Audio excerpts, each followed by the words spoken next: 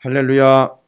예, 우리 옆에 있는 분들 축복하도록 하겠습니다. 뭐라고 축복하시느냐 하면 반드시 깨달아야 할 것이 있습니다. 라고 축복하시기 바라겠습니다. 예, 연말이라 많이들 분주하시고 바쁘실 텐데 예, 원래 알파와 오메가가 되시는 하나님께서요. 처음과 나중 시작과 끝이라 그랬어요. 그건 뭔 얘기냐 하면 하나님이 시작과 끝이라는 얘기는 하나님이 시작과 끝을 주관하고 계실 뿐만 아니라 나는 시작과 끝이다.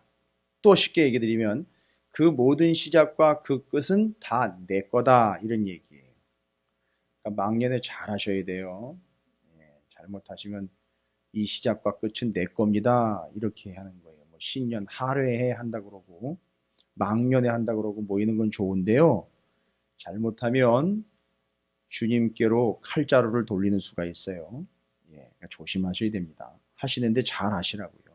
하시지 말라는 게 아니라 정확하게 인식을 하셔야 됩니다. 시작과 끝이라는 걸 어차피 여러분들이 자리매김을 하신다면 의미를 두시려면요. 그 시작과 끝은 원래 의미가 알파와 오메가는 사람의 것이 아니에요. 하나님의 것이에요. 그 시작과 끝에 그래서 뭐가 있었죠? 태초에 요한복음에 나와 있죠. 뭐가 있었다고요? 말씀이 계시니라. 그러니까 세상이 창조되기도 전부터 뭐가 있었던 거예요, 먼저? 그러니까요. 눈치 있는 분들은 벌써 눈치채셔요. 시작하기도 전에 말씀이 먼저 있었어요.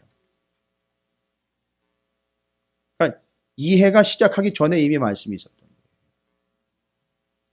그러니까 반드시 원칙은 뭐냐 하면 시작은 은혜스럽게요. 그냥 뭐 막연하게 은혜스럽게는 뭐 은혜스럽게.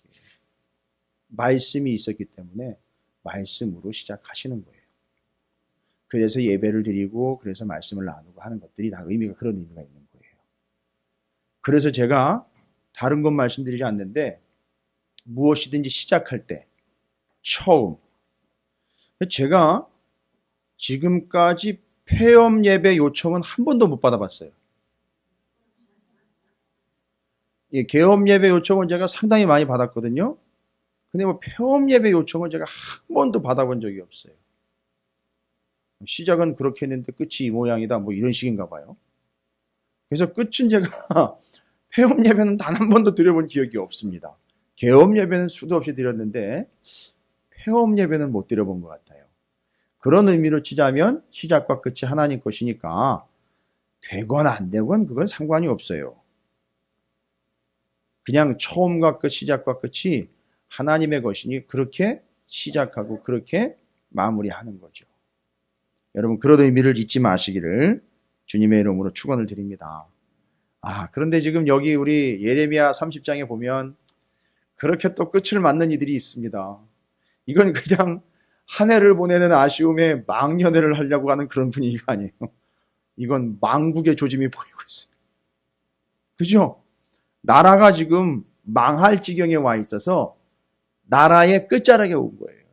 마지막 막판에 와 있는 겁니다. 그럼 여기서 뭐 송년회 망년회 얘기할 수 있겠어요? 지금 이 자리에서 이 사람들은 지금 혼비백산입니다. 오늘 표현대로 하면은요 정신이 없어요.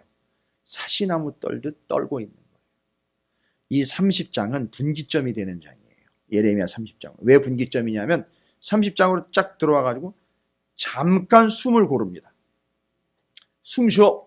마치 링 위에서요. 권투 선수들이 막 싸우다가 라운드와 라운드 사이에 잠깐 종이 땡 치면서 코너로 가서 숨을 고르고 부상도 확인하고 이렇죠.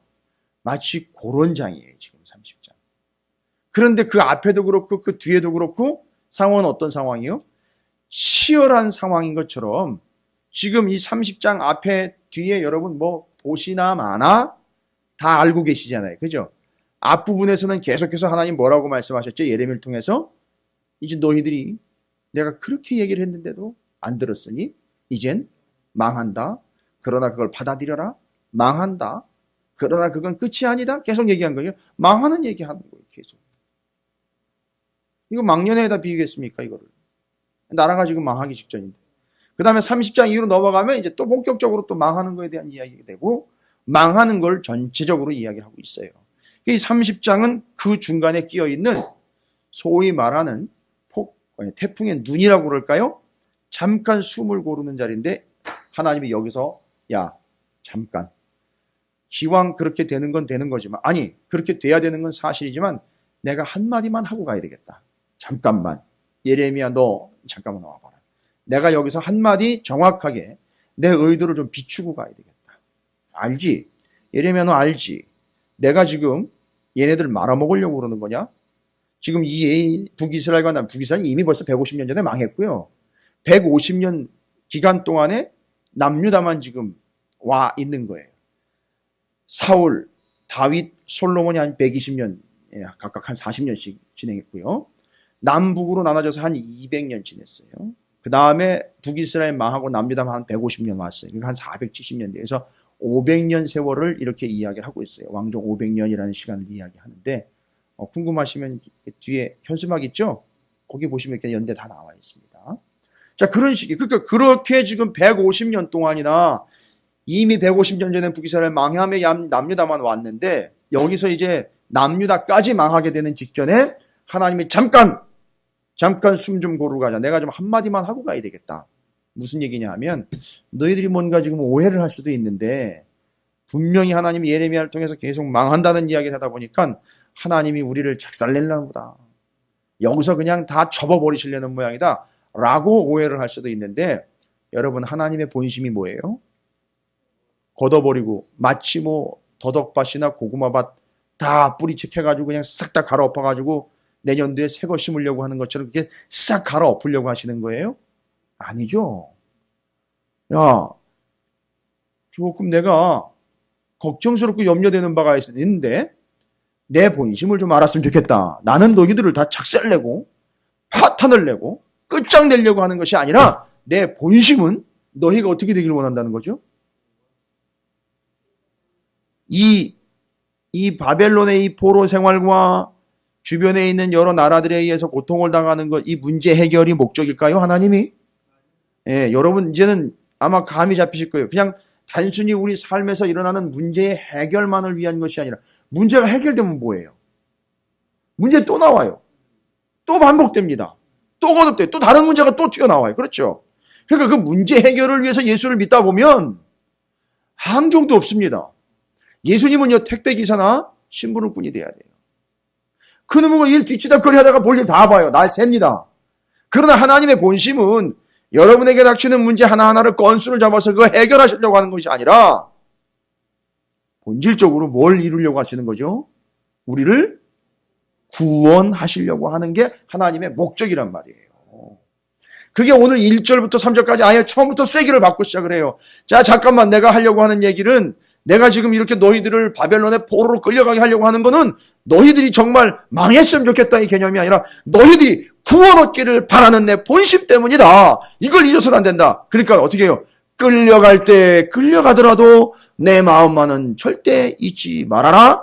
이걸 어떻게 했으면 좋겠다? 너희들이 좀 깨달았으면 좋겠다. 24절 보세요.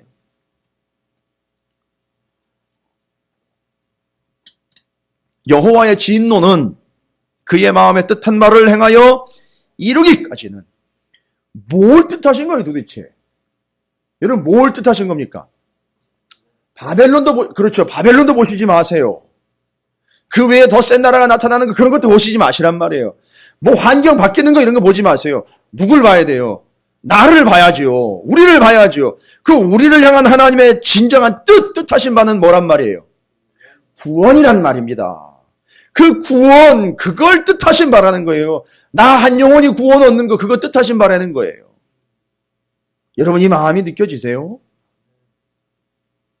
이게 안 느껴지면 나나 구원받고 말지 절대 다른 사람에게 예수를 전할 수가 없어요. 그래서 그 뜻한 바를 행하여 이루기까지는 나는 돌이키지 아니하나니. 절대 뭐 하지 않는다 하나님이? 포기하지 않는다는 거예요.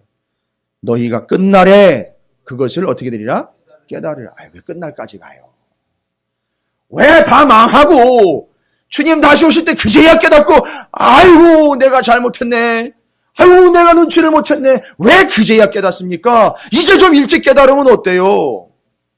올해가 가기 전에 좀 깨달으면 어떻습니까? 한 달 한 달이 가기 전에 좀 먼저 깨달으면 어때요? 이게 하나님의 마음인데요. 여러분 제가 여러분에게 짜증내는 거 아닙니다. 예, 오해하지 마시기 바라겠어요. 하나님의 이 변함없는 뜻을 좀 여러분이 헤아려 주시기를 예레미야의 마음을 제가 알 것 같아요. 예레미야의 마음을 알 것 같아요. 그 뜻을 좀 헤아려야 되는데. 그래서 하나님의 변함없는 뜻 이제 이 30장이 시작되면서 1절부터 3절까지요. 아예 먼저 그 뜻을 이야기를 해요. 그래서 그냥 뭐 학문적인 용어로는요. 주제가 이미 앞에 나와 있어요. 가르쳐주려고 하는 말씀이 앞에 나와 있어요. 여러분 왜 그런지 아세요? 옛날에는요. 편지를 쓸 때 지금처럼 편지를 쓸 때 이렇게 편지 요새 많이 안 쓰죠. 첫 인사 이제 인사 쓰고 뭐 이렇게 하고 나중에 이제 뭐 끝 인사 해가지고 가잖아요. 그러니까 이게 한눈에 볼 수 있죠. 옛날에는 편지를 이렇게 두루마리로 말았단 말이에요. 이렇게 말다 보니까 본론을 읽으려면 어떻게 해야 돼요? 쫙 펴야 돼요. 여러분 그게 피는 게 장난이 아니에요. 길어요.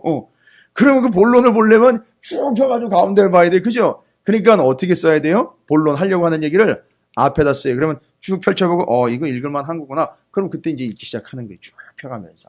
이게 옛날에 이제 편지 두루마기 편지예요. 두루마기는 참 입는 거죠. 두루마리 편지예요. 두루마리 휴지처럼. 그래서 이렇게 쭉 펴가지고 읽게 앞에다가 딱 갖다 놔야 이게 누가 뭘 하려고 이야기하려고 하는 거구나 알아먹으니까 그렇게 된 거예요. 그러니까 지금도요. 요 30장에는 앞부분에 하시려고 하는 말씀이 들어있어요. 그 1절부터 3절까지요. 그 3절만 딱 하고 끝낼까요? 그냥 본론이 그거니까. 너무들 좋아하시는 것 같은데 1절부터 3절까지 오늘 30장에서 하나님이 하시려고 하는 말씀이에요. 1절부터 3절까지만 쭉 제대로만 파악하시면은요 30장 내내 헷갈리지 않습니다.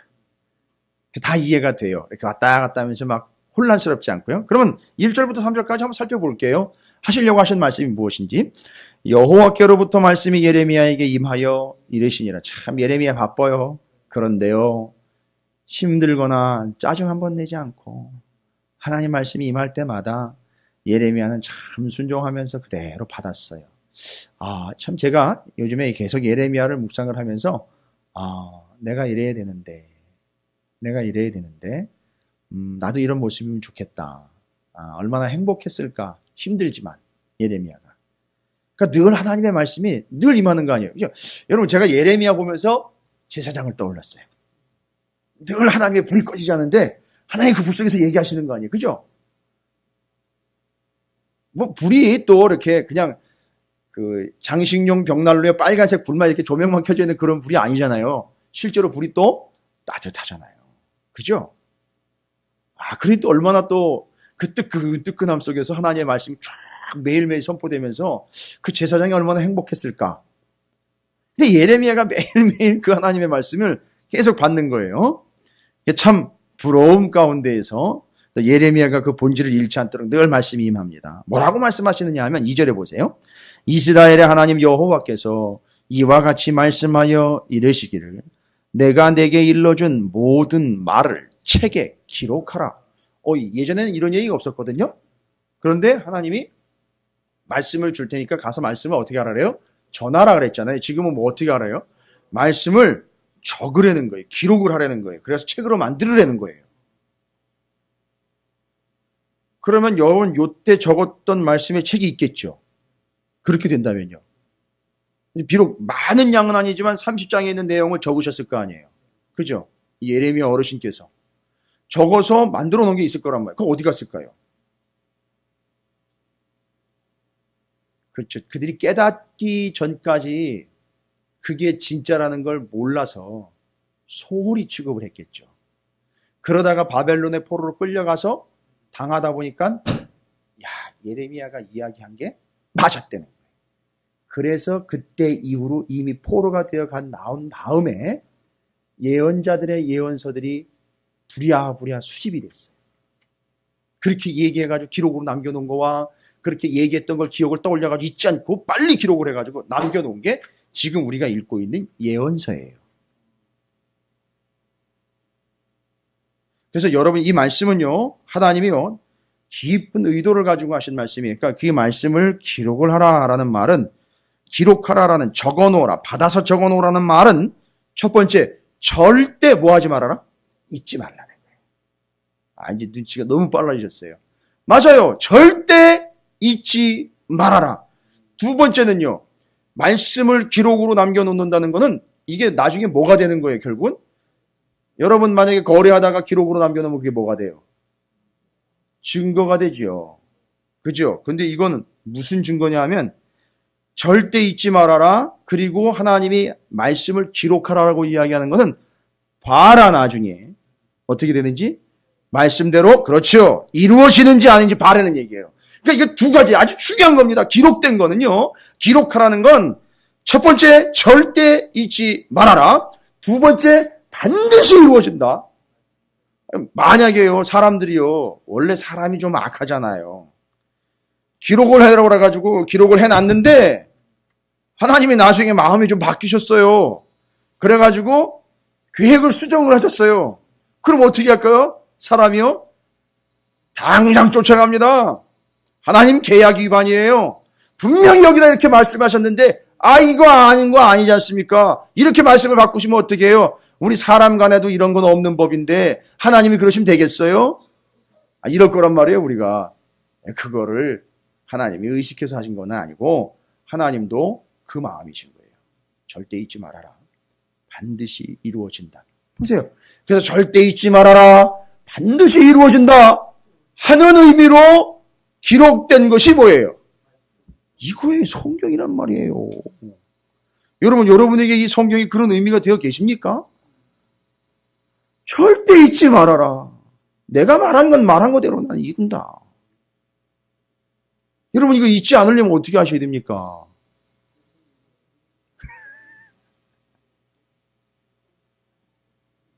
그 출애굽기 39, 40장에 이미 우리가 나왔잖아요. 말씀대로 되더라는 거예요. 이겁니다. 이 성경이 그걸 얘기하는 거예요. 근데 오늘날 이 성경 그냥 거리로 만들어버렸어요. 얘기거리, 그냥 설교거리. 어디 그렇게 경솔한 짓을 합니까? 이게 어디 얘기거리고 설교거리입니까? 이건 말씀이에요. 물론 성경 책이 된 것은 역사의 후대의 얘기지만 저희는 말씀을 이야기하는 거예요. 하나님 말씀을. 말씀은 이미 태초 이전부터 있었던 것이에요. 자, 이 말씀은 그렇게 해서 절대 잊지 말아라. 반드시 그렇게 이루어진다라는 개념으로 우리에게 주신 거예요. 여러분이 그 말씀을 소중하게 여기시기를 주님으로 축원을 드립니다. 그러면 이제 그 말씀 절대 잊지 말아라. 반드시 이루어진다라는 내용은 뭡니까? 3절에 나와 있어요. 그 약속의 내용이에요. 함께 읽어보겠습니다. 자, 시작. 여호와의 말씀이니라. 보라, 내가 내 백성 이스라엘과 유다의 포로를 돌아가게 할 날이 오리니 내가 그들을 그 조상들에게 준 땅으로 돌아오게 할 것이니 그들이 그 땅을 차지하리라. 여호와께서 말씀하시니라. 할렐루야. 이 뭐예요? 하나님께서 돌아오게 하시겠다. 회복시켜 주시겠다라는 게 약속이에요. 그래서 그 약속을 어떻게 하라 그랬죠? 지금 기록을 해서 절대 잊지 말아라. 반드시 그대로 이루어진다라고 말씀을 하신 겁니다. 그러니까 하나님의 지금 본 마음은요, 계획은요, 이스라엘을 회복시켜 돌아오게 하고 이걸 단순히 회복이고 돌아왔다라는 개념으로 이야기하고 넘어가면 안 되고요. 뒤에 가보면 온전한 구원을 이루려 함에 대한 이야기로 나와 계셔요. 그래서 여러분이 오늘 말씀을 통해서요, 이스라엘 백성에게 하나님이 이렇게 앞에 1, 2, 3절을 통해서 정확하게 일러주신 이 말씀들을 잊지 마시고 여러분이 살펴보셔야 됩니다. 자, 그렇다면요, 여러분 이제 이스라엘 백성들의 지금 현재 처지가 어떤 처지인지, 여러분 지금 이들이 멸망을 앞두고 있는 이스라엘의 현재 처지, 현 상황을 얘기하는 겁니다. 아주 비참하죠. 그들이 어떤 처지에 있는지 좀 함께 좀 살펴보면 이해가 되실 거예요. 4절부터 7절까지의 내용들이 쭉 보시면 이들이 현재 처지예요. 어떤 처지냐면 5절부터 읽겠습니다. 여호와께서 이와 같이 말씀하시되 우리가 무서워 떠는 자의 소리를 들으니 두려움이요 평안함이 아니로다. 지금 현재 어땠다는 거예요? 하나님이 지금 그걸 들었다는 거죠. 어떤 소리를 들으신 거예요? 무서워 떠는 자의 소리, 두려워하는 소리, 평안치 않은 소리를 들으신 거예요. 왜일까요? 뒤에 보니까 너희는 자식을 해산하는 남자가 있는가 물어봐라. 이게 뭔 얘기예요? 애 낳는 남자 있는가 물어봐라는 거예요. 왜요? 지금 좀 전에 무슨 소리 들렸다 그랬어요? 두려운 소리, 힘든 소리, 고통스러운 소리가 들렸다 그랬죠. 그런데 그 소리가 무슨 소리 같은 거예요? 잘 모르시면 산부인과 가보세요. 바깥에서 누가 소리 지르는 게 들려요? 산모가 애 낳는데 들리는 소리 지르는 게 들리는데 하나님이 그 소리를 들었는데 이게 여자 소리가 아니에요. 누구 소리예요? 남자들 소리예요. 그런데 이 남자가 소리를 지르는데 마치 누가 지르는 것처럼 지른다는 거예요? 그렇죠. 애를 낳는 여자들이 소리 지르는 것처럼 지른다는 거예요. 이유는요. 너무 고통스럽고 너무 힘들고 너무 무서우니까. 여기 아이를 출산해 보신 우리 어머님들 계시지 않습니까? 그때 그 기분이 어땠습니까? 룰루랄라 하시면서 산부인과 들어가신 분 계세요? 오케이. 이제 애가 나오는구나. 뭐 이러면서. 그렇게 하신 분 계셔요? 두려우셨죠? 엄청 긴장되시고, 무섭고 떨리고, 제가 마치 들어갔다 온 것처럼 얘기를. 그죠? 그리고 아프고, 힘들고, 고통스럽고, 어떤 분은 남편을 막 욕을 한다 그래요? 들어가서. 뭐 그 정도라고 그래요. 그 힘든 것이. 여러분, 바로 지금 들어보니 남자들 소리인데 그 소리를 내는 거예요.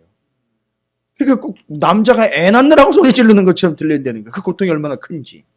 그 얘기예요. 그렇게 하나님 표현을 이렇게 재미있게 하세요. 기가 막히게 표현을 하시는 거예요. 하나님 대단하신 분이에요. 그래서 그걸 그렇게 들으시는 거예요. 그래서 너희는 자식을 해산하는 남자가 있는가 물어보라. 어찌하여 모든 남자가 해산하는 여자같이 손을 자기 허리에 대고 모든 얼굴이 자 여기 나와 있습니다. 겁에 질려 새파래졌는가. 와. 겁에 질려가지고 새파래지게 된 그 얼굴로 소리를 지르는 거예요. 그럼 뭐라고 소리를 지를까요? 이 사람들은 무섭다. 죽으면 어떻게 하지? 무서워. 내가 이렇게 망하는 건가 이제는? 이제 죽는 건가? 죽음 앞에 선 사람을 여러분 아십니까? 보신 적 있으세요? 자연스럽게 수명이 다하여 돌아가시는 이들 말고요. 새파랗게 젊은데도 불구하고 중간에 죽어야 하는 이들. 여러분 그들이 죽음 앞에서 옛날에 그 뉴욕의 쌍둥이 빌딩 그 무너지기 전에 가족들하고 통화했던 그 사람들, 죽음 앞에 있었던 그 사람들. 자, 바로 이들이요. 지금 그 죽음 앞에 새파랗게 질려가지고 소리를 지르고 있는데 아주 바들바들 떨고 있는 거예요. 하나님이 그 소리를 들으신 거예요. 겉으로는 표현 안 해도 하나님은 다 듣고 계십니다. 여러분 속에서 막 죽을 것 같은 그런 고통 가운데 부르짖는 소리를 다 하나님 들으셔요. 힘드세요? 누구한테 표현을 안 했어도 그거 하나님 다 듣고 계십니다. 하나님 뭐라고 얘기합니까? 7절입니다. 슬프다 그날이요. 그날은 언제가 되겠습니까? 새파랗게 겁에 질려있는 그 모습 그대로 멸망을 당해야 하는 그날. 그와 같이 엄청난 날이 없어요. 이게 점점 더 어려워지네요. 그 이전에 그런 날을 경험해보지 못했을 거다. 어마어마하게 고통스러울 거다. 너. 그날은 야곱의 환난의 때가 됨이로다. 그러나 그가 환난에서 구하여 냄을 얻으리로다. 고통은 무지막지해요. 여러분 고통 없이 구원을 얻는 것이 아니라 그 고통 속에서 구원을 얻는 거예요. 여러분 우리가 늘 기도를 하는데 이렇게 기도를 해요. 고통과 나를 분리를 시켜가지고 고통은 저 멀리 보내버리고 나만 쏙 마치 핫도그에서 소시지 빼먹는 것처럼 하나님 나만 싹 구해주시면 좋겠습니다. 이렇게 이야기하는 분들이 아니에요. 그 속에서 구원하시는 거예요. 그 속에서 하나님이 주님이 우리와 함께 하심으로 구원을 하시는 거지. 분리시켜가지고선 온실안의 화초처럼 우리를 구원해내는 게 아니라는 걸 여러분이 아셔야 돼요. 그러니까 하나님 마음도 어렵지요. 왜요? 새파랗게 겁에 질려 있지만 어떻게 해야지 온전한 구원이 이루어지는 거예요? 하나님 계획대로면 망하고 포로로 끌려가고 70년 동안 당하고 그 상황 속에서 제대로 된 구원을 얻을 수 있는 거예요. 그렇게 되고 난 다음에. 그러니까 하나님 마음도 쉬운 건 아니에요. 자, 여러분 잘 보십시오. 이게 바로 그들의 상황이에요. 한마디로요. 어떤 상황입니까? 뭐 여러 이야기할 거 없죠. 여기 6절에 그들의 상황, 현재 상태. 멸망과 고통과 아픔으로 인하여 어떤 상태라고요? 지금 이들이 어떻게 해요? 겁에 질려서 아주 새파랗게 겁에 질려버린 상태입니다. 이게 그들의 상태예요. 지금. 여러분 이거 경험해 보셨어요? 새파랗게 겁에 질려 보셨습니까, 여러분? 어민수 집사님이 앞에서 고개를 끄덕끄덕대는데 어떤 경험을 하셨는지 모르겠어요. 여러분 운전 조심하세요.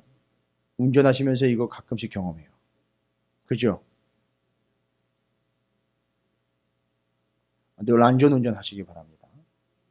잠깐 순간임에도 불구하고 새파랗게 질려보는 거예요, 여러분. 그거 안 겪어본 사람은 몰라요. 새파랗게. 저는 군대에 있을 때 실물 내관과 지뢰와 폭발물을 직접 다뤄본 경험이 있기 때문에 TNT라든지 그게 터져가지고 팔이 잘려나가는 걸 제가 봤어요. 그리고 유격훈련을 갖다 복귀를 하는데 소양호 그 위에 상위에서 트럭이 굴러가지고 소양댐으로 그냥 들어갔어요. 근데 죽은 사병의 시신을 그냥 건져서 물가에다가 이렇게 건져냈는데 뭐 유격 끝나고 기분 좋게 막 군가 부르면서 막 부르다가 막 들어오다가 뚝 끊겼어요. 얼마나 내가 겪은 일이 아닌 내 눈앞에 펼쳐진 일을 보니까 남의 일 같지가 않더라고요. 막 마음이 너무 어려워지면서 입이 확 다물어져요. 그 여러 가지 이 죽음 상황들을 목격을 하니까 말이 안 나오더라고요. 여러분 바로 지금 이 상황이 그 상황이에요. 여러분이 혹시나 그런 상황을 겪을 수 있다면 여러분 그게 우리 인간의 처지예요. 새파랗게 겁에 질릴 수밖에 없어요. 여러분 결국 이 새파랗게 겁에 질려 살 수밖에 없는 이유가 뭐예요? 이렇게 힘겨워지게 된 이유가 뭡니까? 결국은 하나님 말씀대로 안 사는 거예요. 말씀대로 안 오고 자기 뜻대로 자기 의지 자기 주관대로 오다가 결국 그 영혼은 어떤 상태까지 이르게 된다는 거죠? 새파랗게 겁에 질리는 상황까지 간다는 거예요. 여러분 제발 거기까지 가지 마시기 바랍니다. 제발 여러분이 새파랗게 겁에 질려 이 문을 열고 들어오는 일이 없기를 주님으로 축복합니다. 그런데 그걸 하나님 보셨어요. 여러분 우리 이렇게 되면 안 돼요. 하나님 말씀을 그렇게 밥 먹듯 거부하다가 결국은 새파랗게 겁에 질리는 그런 인생 되지 마시기를 주님의 이름으로 축원을 드립니다. 정말 우리 이렇게 되면 안 됩니다. 인생이 이렇게 되면요 정말 힘들어집니다. 자, 그런 비참하고 연약한 인생들에게 하나님의 약속이 전달이 됩니다. 8절부터 11절까지 하나님의 약속이에요. 새파랗게 겁에 질려 있는데 그 어떤 것도 위로가 될 수 없고 그 어떤 것도 답이 될 수 없을 때에 그때 하나님의 약속이 전달이 됩니다. 8절부터 11절까지의 내용입니다. 만군의 여호와의 말씀이니라. 그날에 내가 내 목에서 그 멍에를 꺾어버리며 내 포박을 끊으리니 다시는 이방인을 섬기지 않으리라. 그들은 그들의 하나님 여호와를 섬기며 내가 그들을 위하여 세울 그들의 왕 다윗을 섬기리라. 여호와의 말씀이니라. 그러면 나의 종 야곱아 너는 두려워하지 말라. 이스라엘아 놀라지 말라. 내가 너를 먼 곳으로부터 구원하고 내 자손을 잡혀가 있는 땅에서 구원하니 야곱이 돌아와서 태평과 안락을 누리며 두렵게 할 자가 없으리라. 이는 여호와의 말씀이라. 내가 너와 함께 있어 너를 구원할 것이라. 너를 흩었던 그 모든 이방을 내가 멸망시키리라. 그렇지만도 너만은 멸망시키지 아니하리라. 그러나 내가 법에 따라 너를 징계할 것이요 결코 무죄한 자로만 여기지는 아니하리라. 아까 기록하라 그랬죠. 기록한 것의 의미는요, 잊지 말아라, 반드시 이루어진다죠. 지금 여기 하나님 말씀하신 것이 어떻게 된다는 거죠? 반드시 그렇게 이루어진다는 거죠. 새파랗게 겁에 질린 이 하나님의 백성들에게 하나님이 약속을 하셨습니다. 가만히 약속의 내용을요, 8절부터 11절까지 쭉 보시면 아시겠지만, 이게 그냥 단순히 문제 해결이라는 게 아니에요. 이미 죽고 없는 다윗 왕이 등장을 하고요. 그죠? 그리고 거기 표현상 문제를 해결해서 거기서 뽑아내고 돌아오게 하고 건져낸다라는 의미보다는 궁극적으로 하나님 말씀하시는 것이 뭘 이야기하려고 하는 거냐면 구원을 이야기하고 있다는 거예요. 그럼 9절에 보면 그들은 그들의 하나님 여호와를 섬기며 내가 그들을 위하여 세운대요. 왕을 하나 세우는데 그게 누구래요? 그들의 왕 다윗을 섬기리라. 여러분, 다윗은요 언제적 왕이에요? 왕정 시대로 하면 초반 얘기예요. 그런데 다윗 왕을 또 세운다는 거예요. 여러분, 이게 뭔 얘기입니까 도대체? 이거 하나님이 시간관념이 없는 거예요. 그러니까 죽은 다윗을 부활시키는 개념이 아니라 다윗의 자손으로 오는 왕이에요. 왕. 바로 예수 그리스도를 통하여 구원을 이루겠다는 얘기예요. 그러니까 그 구원은 어떤 구원이에요? 바벨론으로부터 그냥 구원하는 거 아니고요. 은행 잔고를 해결하는 그런 구원 아니고요. 단순히 문제 해결을 통한 구원이 아니라 근본적인 영혼 구원을 이야기하는 거예요. 그게 바로 누구를 통해서 이루어진다는 거죠? 예수 그리스도를 통해서 이루어진다는 거예요. 그러니까 이겁니다. 새파랗게 문제 앞에 겁에 질려 얼굴이 새파랗게 될 수밖에 없는 너희 연약한 인생들아, 너희 인생의 부족함이 바로 거기 있고 너희 인생의 연약함이 거기 있으니 너희는 문제 해결을 받아서 되는 존재가 아니라 무엇을 받아야 된다? 영혼의 근본적인 구원을 받아야 하는데, 영혼의 구원을 위해서는 바로 예수 그리스도가 반드시 필요한 것이다. 이걸 얘기하는 거예요. 하나님이 이걸 노리고 계시는 거예요. 이해가 되십니까? 그래서 하나님의 약속은요, 겁에 새파랗게 질려있는 하나님의 백성들에게 주신 하나님의 약속은 어떤 약속입니까? 온전한 구원, 그것을 이루겠다. 여러분, 그 약속을 믿으시기 바랍니다. 여러분이 혹시라도 삶을 살아가시면서 새파랗게 겁에 질려가지고 얼굴이 정말 시퍼렇게 누렇게 뜰 정도가 됐다면 다른 거 잊지 마시고요. 다른 거 생각하지 마시고 무엇을 생각해라? 하나님의 구원의 약속, 그것만 생각하시라는 얘기예요. 그래서 하나님이요, 구원의 약속은 약속이고, 봐라, 그것 때문에 이제 구원을 받아야 되는 너희가 죄를 지었기 때문에 뭐는 묻겠다? 죄에 대한 값은 내가 묻겠다 이거예요. 그건 반드시 치러야 돼요. 그러면 어떻게 해야 돼요? 그 값을 치러야 되니까요. 이 죄는 무슨 죄예요? 옛날에 속죄제를 드려야 되는 죄는요. 왜 속죄제를 드립니까? 하나님의 말씀을 지키지 않았을 때 속죄제를 드려야 되잖아요. 그죠? 그러니까 지금 여기는요, 그 죄에 대한 값을 치러야 되는 거예요. 그렇죠? 속죄제를 드려야 되는 것처럼. 그러니까 지금 그 죄, 말씀을 듣지 않은 죄로서 값을 뭘로 치러야 돼요? 그래서 그렇게 듣지 않았기 때문에, 하나님의 말씀 듣지 않았기 때문에 이들은 지금 앞으로 어떻게 됩니까? 그렇지요. 바벨론에 포로로 가서 몇 년 동안요? 70년이에요. 7일, 10이라는 숫자는 7이라는 숫자에 열이라는 숫자 둘 다 완선과 완전의 의미이기 때문에 충분히 썩어져야 된다는 거예요. 충분히 당해야 된다는 거예요. 광야 40년처럼 충분히 거기서 녹아내려야 된다는 얘기예요. 겪고 와야 된다는 거예요. 이게 70년의 의미예요. 그래서 그렇게 그 죄값으로 가야 되는 거예요. 자, 이게 바로 하나님이 겁에 새파랗게 찔린 백성들에게 주신 구원의 약속입니다. 여러분에게 주신 약속이에요. 저와 여러분에게, 우리 모두에게 주신 하나님의 약속이에요. 우리 인생이요, 돈 아무리 많아도요, 겁에 의하여 새파랗게 질릴 수밖에 없어요. 요즘 우리 나라 안에 여러 가지 일들이 지금 뻥뻥 터지고 있지 않습니까? 예. 물론 이렇게 가끔 보니까 일을 저질러 놓고 겁에 새파랗게 질린 듯한 표정을 짓고 안타까운 표정을 지으면서 하는데, 예. 글쎄요, 진짜 겁에 질린 건지 모르겠어요. 그런데 법정 앞에 서보니 다르더라고요. 예. 정말 당하고 겪어보면 그 앞에서는 아무 소리도 못해요. 예. 여러분 우리가 그런 처지가 된다니까요. 그래서 하나님은요 그런 연약한 인생들에게 바로 그 범죄함의 대가는 치러야 되지만 반드시 하나님의 약속이 온전한 구원은 이루려고 하신다는 게 하나님의 뜻이에요. 자, 그러면서 이제 하나님께서는 그렇다면은요 그런 존재들에게 반드시 필요한 게 절대적인 구원, 온전한 구원이죠. 왜 그들에게 구원이 필요한지 하나님이 12절부터 17절까지 쭉 얘기를 또 하셔요. 너희가 왜 구원이 필요한지 알아? 이제 봐라. 너희들은 조그만한 잘못과 문제 앞에서도 겁에 새파랗게 질려버리는 연약한 존재인 것. 그래서 내가 너희들에게 구원을 약속하는데 니들 잘 봐봐라. 12절부터 17절까지 기록한 바대로라면 거기 그들의 구원이 필요한 그들의 심각한 처지들을 적고 있습니다. 여호와께서 이와 같이 말씀하시니라. 내 상처는 고칠 수 없고 내 부상은 중하도다. 이게 그냥 내버려두면 어떻게 된 거예요 지금? 이대로 내버려두면 어떻게 돼요? 죽는 거예요. 손을 쓸 수가 없어요. 보세요. 13절 내 송사를 처리할 재판관이 없고 아무리 억울해도 이야기할 때가 있어요 없어요? 없어요. 상처에는 뭐 약도 없어요. 거기다가 처방도 없어요. 와, 여러분 이렇게 내버려두면 어떻게 돼요?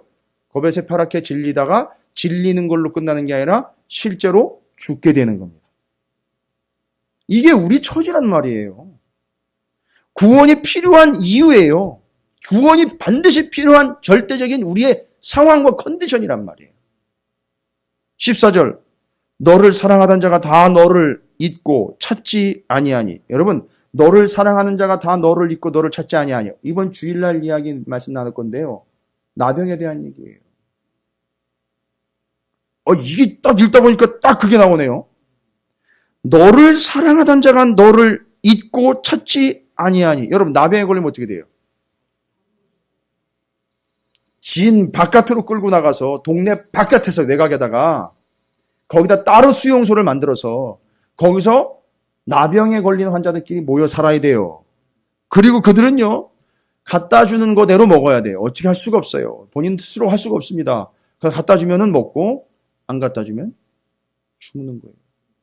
마치 그 심각한 나병에 걸려서 죽을 수밖에 없는 처지가 된 것처럼 잊혀지는 존재예요. 그러다 굶어 죽는 존재예요. 끝나는 존재가 돼버린다는 거예요. 너희 처지가 그런 처지라는 거예요. 지금 누가 대신해줬고 변론을 해주고 변호해주고 뭐 약을 치료해주고 처방해주고 와가지고 보호해주고 챙겨줄 사람이 아무도 없다는 거예요.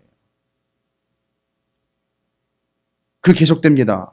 이는 14절의 중간이죠. 내 악행이 많고 내 죄가 많기 때문에 나는 내 원수가 당할 고난을 내가 받게 하며 잔인한 징계를 내렸도다. 이게 누구의 뜻인 거예요? 하나님의 뜻이었던 거예요. 징계예요. 징계. 15절입니다. 너는 어찌하여 내 상처 때문에 부르짖느냐? 내 고통이 심하도다. 내 악행이 많고 내 죄가 허다함으로 내가 이 일을 너에게 행하였느니라. 왜 아프다고 소리를 질러? 뭐 때문에 그렇게 됐는데? 네가 저지른 죄 때문에 그렇게 됐는데 이제 와가지고 아프다 그러면 무슨 소용이 있어? 이 얘기 하시는 거예요 지금. 지금 이 상황에서는요 지금 이렇게 아무도 도와줄이 없고 오갈 데도 없고 할 수 있는 방법도 없는 비참해진 존재하고 누구만 있어요 지금? 하나님하고 그 사람하고 지금 1대1이에요. 아무도 없는 거예요. 어떤 방법도 없어요. 자, 이제 하나님이 하시려고 하시는 말씀이 그거예요. 여호와의 말씀이니라. 그들이 쫓겨난 자라 하매 시온을 찾는 자가 없은즉 내가 너의 상처로부터 새 살이 돋아나게 하여 너를 고쳐 주리라. 자, 잘 보세요. 왜 구원이 필요한지 그들의 처지를 낱낱이 하나님이 아주 살을 메스로 도려내서 해집어 놓듯이 너는 이런 존재야. 너는 이런 상황이야. 이야기했죠. 그리고 그 사람에게 하나님이 하시려고 하는 얘기는 바로 뭐예요? 지금 너를 도와줄 존재는 누구밖에 없다? 나밖에 없다는 거예요. 나밖에 없다. 너 지금까지 나를 그렇게 외면하고 내 말을 그렇게 외면했고 나를 그렇게 외면하며 구박해 왔지만 지금 현재 너 상황을 봐라. 죄송합니다. 지금 현재 너의 꼴을 봐봐. 누가 너를 도와주고 어떤 방법으로 너를 구원해낼 수 있겠어? 지금 바로 네 앞에 있는 나, 너의 하나님만이 너를 도와줄 수 있는 것이야. 여기까지 몰고 오신 거예요, 하나님. 나밖에 없어, 나밖에. 하나님이 자기 자신을 자랑하시는 거예요? 잘난 척 하시는 거예요? 그동안에 그렇게 당하셨으면요, 저 같으면 그냥 돌아서요. 그런데도 이렇게 새파랗게 찔려버려 다 죽을 수밖에 없고 망할 수밖에 없는 그들 앞에는 딱 한 분만 서 계십니다. 하나님이에요. 이제 너를 도와줄 존재는 이 세상에 아무도 없고 나밖에 없다. 그것을 18절부터 22절이 이야기합니다. 너를 도와줄 이는 나밖에 없어. 내가 누군 줄 알아? 내가 누군 줄 알겠어? 나를 좀 알아봐봐. 나를 좀 봐봐. 다른 거 보지 말고 이제 나를 좀 봐봐. 여호와께서 말씀하시니라. 보라! 18절이에요. 내가 야곱 장막에 포로를 돌아오게 할 것이고 그 거처에 사랑을 베풀 것이라. 성읍은 그 폐허가 된 언덕 위에 건축될 것이요 그 보루는 규정에 따라 사람이 살게 되리라. 건축물이 새로 세워지게 되고 거기서 살게 되는 걸 약속합니다. 그들에게서 감사하는 소리가 나오고 즐거워하는 자들의 소리가 나오리라. 내가 그것들을 번성하게 하리니 그들의 수가 줄어들지 아니하겠고 내가 그들을 존귀하게 하리니 그들은 비천하여지지 아니하리라. 그의 자손은 예전과 같겠고 그 회중은 내 앞에 굳게 설 것이며 그를 압박하는 모든 사람은 내가 다 벌하리라. 그 영도자는 그들 중에서 나올 것이요 그 통치자도 그들 중에서 나오리라. 이 영도자와 통치자들은 지금 이제 조금 있으면 누가 이 영도자와 통치자 역할을 해요? 아니요, 지금 바벨론의 포로로 끌려가기 직전이니까 조금 있다가는 누가 이 사람들을 지배를 하게 됩니까? 바벨론 사람들이 지배를 하죠. 그러나 회복됐을 때에는요, 자기 백성 안에서, 그러니까 이스라엘 백성 안에서 지도자들이 나온다는 거예요. 남이 쳐들어가 남이 지배하는 게 아니라 너희 스스로가 그 안에서 지도자가 나온, 이건 평화로운 상태를 이야기하는 거예요. 그가 내게 가까이 오리라. 참으로 담대한 마음으로 내게 가까이 올 자가 누구냐? 여호와의 말씀이니라. 답이 나왔어요.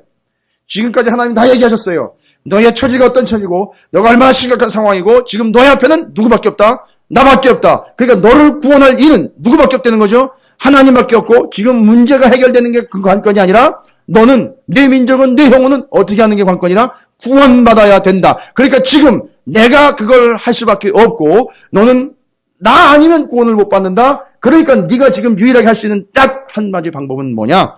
21절 끝부분이에요. 여러분, 정확하게 표시를 해놓으십시오. 정확하게 이건 기록된 말씀이에요. 뭐라고요? 유일한 방법이에요. 다 얘기해 주시고 알려주셨어요. 그죠? 다 알려주셨어요. 지금 너 처지가 어떻고 내 생각이 어떻고 내 목적이 무엇이고 나는 어떤 존재이고 너의 처지는 어떤 존재, 쭉 이야기하니까 알고 봤더니만 이 이야기인 거예요. 나는 하나님, 너는 사람. 나는 영원해, 너는 죽을 거야. 나는 죄를 용서하는 자, 너는 죄를 지은 죄인. 너는 새파랗게 질렸고 너는 아무도 없고 지금 내 앞엔 나밖에 없어. 그래서 나는 너의 하나님, 너는 나의 백성. 끝! 요게 인식이 되면, 요게 상황이 파악이 되면 다른 것 이야기할 수 없어요. 하나님이 직접 답을 주십니다. 21절 끝부분에 담대한 마음으로 내게 가까이 올 자가 누구냐? 여호와의 말씀이니라. 이때 담대한 마음으로 여호와 하나님께 가까이 나오는 자는 어떻게 되는 거죠? 구원을 얻는다. 할렐루야. 이 믿음으로 하나님 앞에 가까이 담대하게 나오는 자들만이 구원을 얻을 수 있는 거예요. 여러분이 하나님 앞에 담대하게 가까이 나올 수 있는 이유는 뭡니까? 정말 담대하게 해요. 교만하게가 아니라요. 여러분이 정말 죄를 지었음에도 불구하고 죄인임에도 불구하고 연약함에도 불구하고 담대하게 하나님께로 나올 수 있는, 그것도 가까이 바싹 붙어가지고 하나님과 빼빼로 게임이라도 할 지경으로 가까이 갈 수 있는 이유가 뭐예요? 어떻게 담대히 나갈 수 있게 됐습니까? 그렇지요. 예수 그리스도 때문에. 이걸 지금 그걸 얘기하는 거예요. 그 다윗 왕이 다시 세워진다 그랬잖아요. 예수 그리스도를 통해서 담대하게 죄인임에도 불구하고 나가 하나님과 만날 수 있게 되는 것. 이 담대함이라는 말이 이렇게 명확한 근거를 가지고 있네요. 조금 더 리얼하게 표현하면 너희가 감히 내게 나아올 수 있도록 내가 누구를 줬다? 예수 그리스도를 줬다. 그러니까 우리는요, 감히 담대히 하나님 앞에 나아갈 수 있어요. 무엇 때문에요? 내 안에 예수가 있기 때문에. 우림과 둠밈인 예수 그리스도가 내게 있기 때문에, 정의와 공의인 예수 그리스도가 내게 있기 때문에 만져보고 있구나 하면 담대하게 나아갈 수 있는 거예요. 할렐루야. 이래서 이제 우림과 둠밈이 또 여기에서 적용이 되는 거예요. 그러니까 늘 이제 하나님 앞에 나아가려면은요, 멈칫하잖아요. 왜요? 이거 잘못 가다면 죽지 않습니까? 그런데 내게 이것이 있나? 우림과 둠밈이 있나? 근데 그게 빛과 공의. 그게 바로 누구예요? 예수 그리스도가 있나? 확인하고 나아가. 근데 예수가 있는 게 확실하면은요, 나아갈 수 있는 거예요. 담대히. 그것도 가까이. 막대과자 하나 들고. 그죠? 예. 하나님과 가까이, 더 가까이 갈 수 있는 거예요. 여러분, 여기에 그 구원의 놀라운 은혜와 계획이 다 스며들어 있어요. 여러분, 이 30장 말씀을 천천히 읽지 않으면 바쁜데 그냥 김밥 하나 장 뚝딱 먹고 가는 기차 여행이나 다름이 없어요. 여기 구원의 놀라운 은혜가 여기 다 담겨 있습니다. 22절이에요. 하나님의 목적입니다. 정확하게 이해하시죠? 너희는 내 백성이 되겠고 나는 너희들의 하나님이 되리라. 할렐루야. 그러니까 여러분이 겪고 있는 그 어려움, 나를 새파랗게 질리게 하는 어려움, 그거 자꾸 벗어나려고 하지 마세요. 답을 일러드릴게요. 그거 어떻게 해야 돼요, 이제는? 인정하셔요. 그리고 지금 나를 그거로부터 도와줄 사람 없죠. 문제 해결 방법 없죠. 없죠. 아무것도 없어요. 그렇죠. 근데 지금 누구만 있어요? 하나님만 있어요. 그러면 그 믿음을 가지고 나는 아무것도 아니고 할 수 없으나 내게 있는 다윗 왕으로 오신 예수 그리스도가 계시니 이제 나를 도와줄 이는 누구밖에 없다? 하나님밖에 없으니 예수 그리스도를 가슴에 품고 하나님께로 담대하게 가까이 나아가면 어떻게 되는 거죠? 너는 내 백성이 되고 나는 너희의 하나님이 되리라. 할렐루야. 너는 내 아들이라 내 딸이라 되는 거예요. 그게 구원을 얻는 거예요. 뭐 다른 게 뭐 있습니까? 그러니까 이거를 결국은 깨달은 자만이 주님이 오셨을 때에 주님을 영접을 해서 가슴에 품고 하나님께로 나아가 하나님의 백성, 하나님 나라의 백성이 되는 거예요. 그래서 예수님이 오셔가지고 뭘 선포했어요? 제사장 나라를 선포한 게 아니라 제사장으로 완성되어 오신 그분이 하나님의 나라를 선포했어요. 그래서 자꾸 예수님이 뭐라고 했어요? 하나님의 나라가 가까이 왔다. 이미 임했다라고 얘기하시는 이유가 바로 그거예요. 제사장 나라를 통하여 하나님의 나라가 임했다라고 이야기하셨어요. 왜요? 주님이 오셨기 때문에. 그래서 주님이 가시는 데가 거기가 하나님 나라인 거예요. 왜요? 통치자가 있는 데가 통치 영역이니까요. 그렇죠? 맞습니다. 그래서 주님이 지배하는 거기가 하나님 나라인 거예요. 그러니까 여러분 마음, 여러분 가정, 여러분 사업장, 여러분 직장에 주님이 계시면 거기가 뭐가 되는 거죠? 하나님 나라가 되는 거예요. 그래서 거기서 하나님께 담대히 가까이 나아갈 수 있는 거예요. 여러분이 또한 하나님께 담대히 가까이 나아갈 수 있는 거예요. 누구 때문에요? 예수 그리스도 때문이에요. 인정해라, 받아들여라, 가까이 나아가라, 담대히 나아가라, 하나님의 백성이 되어라. 이것이 하나님이 30장에서 이야기하려고 하는 거예요. 그래서 지금까지 쭉 이야기한 게 신구약의 집약체예요. 신약에서 이야기하려고 예수 그리스도를 보내신 목적에 대한 쭉 이야기가 다 나와 있는 거예요. 지금 하나님이 이런 하나님이에요. 예레미야가 이걸 쭉 보는 거예요. 이건 보통 얘기가 아닌데 이거 과연 알아들을까 이 사람들이? 지금 이렇게 포로로 끌려간 이 사람들이 이걸 알아먹을 수 있을까? 알아들을까?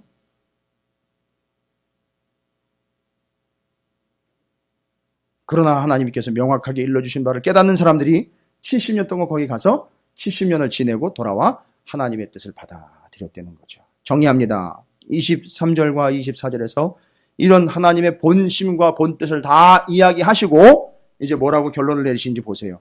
보라, 여호와의 노여움이 일어나 폭풍과 회오리 바람처럼 악인의 머리 위에서 회오리 칠 것이라. 때가 되면 이제 다 하나님이 심판하신다는 얘기잖아요. 그죠? 여러분 그 심판 속에서도 누구는 살아남습니까? 그렇죠. 하나님에게 담대하게 가까이 나아가는 자들은 사는 거예요. 예수를 힘입어, 예수 피를 힘입어 가까이 담대히 나아간 자들은 사는 거예요. 24절입니다. 여호와의 진노는, 여러분 보세요. 제가 늘 여러분에게 질문했던 거 있죠. 3가지. 여러분이 무엇으로부터 구원을 얻는 겁니까? 하나님의 진노예요. 이 세상에 어느 누구도 하나님의 진노를 피해갈 사람 단 한 사람도 없어요. 무시무시합니다. 어마어마합니다. 아주 박살이 나고 존재가 없어지는 게 하나님의 진노예요. 그런데 우리는 예수 그리스도로 인하여 그 하나님의 진노로부터 구원을 얻는 거예요. 무엇으로요? 하나님의 전적 은혜, 우리가 믿음으로써 전적 은혜로 구원을 얻습니다. 무엇을 위하여요? 하나님의 영광을 위하여. 여기 나와 있어요. 하나님의 진노는 그의 마음에 뜻한 바를 행하여 이르기까지는 돌이키지 아니하나니 너희가 끝날에 그것을 깨달으리라. 끝날에 깨달으면 뭐합니까? 이거를 끝날이 오기 전에, 끝날에 깨닫는 게 중요한 것이 아니라 어떻게 해요? 끝날이 오기 전에 우리는 쭉 얘기했잖아요. 22절까지요. 그 끝날이 오기 전에 너희 앞에는 지금 우리 둘밖에는 없고 너희는 그런 존재고 나는 이런 존재이니 끝날이 와서 그걸 깨닫기 전에 너희는 뭐를 해야 된다? 하나님, 유일하신 하나님, 오직 생명이시고 구원이신 예수 그리스도를 어떻게 하여?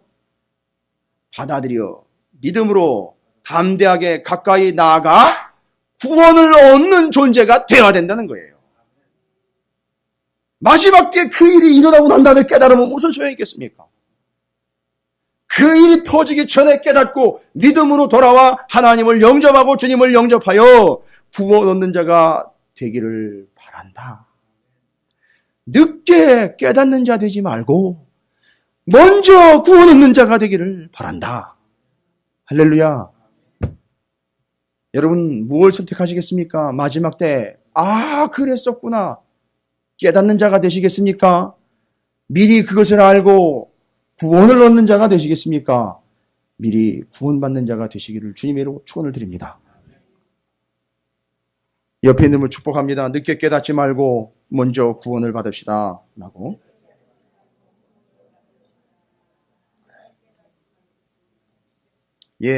그래서 그 구원을 깨달으려는 거예요. 그 구원, 하나님의 계획. 자, 그러면 이제 우리가 뭘 깨달아야 되는지 다 나왔죠? 심판 때, 마지막 때 깨달아야 될 거 말고요. 다 하나님 말씀이 맞았구나. 좀 늦췄다. 좀 늦었는데. 여러분, 이게 그때 그럴 상황이에요, 지금? 어떻게 그 얘기를 할까요? 늦었다. 이제야 깨달았네? 안타깝네? 뭐 이렇게 나갑니까? 존재가 갈아엎어지면서, 존재가 완전히 사라지면서, 절규하면서, 하나님 그런 거였나요? 정말 뭐라 말할 수가 없네요. 하나님 정말 그런 거였습니까? 하면서 가는 거예요. 그러나 먼저 자신이 어떤 존재인지를 깨닫고 하나님이 어떤 분인지를 깨닫고 주님이 누구인지를 깨닫고 믿음으로 받아들여 주님께 담대히 나아가 가까이 가는 그들이 구원을 얻은 자로서 마지막 때에는 오히려 그들에게는요, 그날이 축제의 날이 되는 겁니다. 누구에게는 심판의 날인데 누구에게는 축제의 날이 되는 겁니다. 여러분에게 그 어떤 막론해나 그 어떤 속론에보다도 가장 확실하고 가장 완벽하고 가장 행복하고 가장 복된 주의 마지막 날에는 아무렇지도 않은 듯 늘 그랬던 것처럼 주님의 은혜 가운데서 하나님과 함께하는 복된 여러분이 되시기를 주님의 이름으로 축원을 드립니다. 오늘 말씀을 잊지 마십시오. 기억했다라 그랬습니다. 잊지 말아라. 반드시 이루어진다. 네가 어떤 존재인지를 깨달아라. 내가 누구인지를 깨달아라. 그리고 나를 영접해라. 믿어라. 나는 너의 하나님이고 너희는 나의 백성이니 믿고 늦게 깨닫기 전에 구원을 받아라. 하나님의 약속의 말씀, 하나님의 초청의 말씀을 여러분 잊지 마시고 하나님과 늘 함께하는 구원 얻으며 그 구원을 누리며 미리미리 깨달으며 하나님 앞에 가까이 담대하게 나가는 여러분이 되시기를 주님의 이름으로 축원을 드립니다.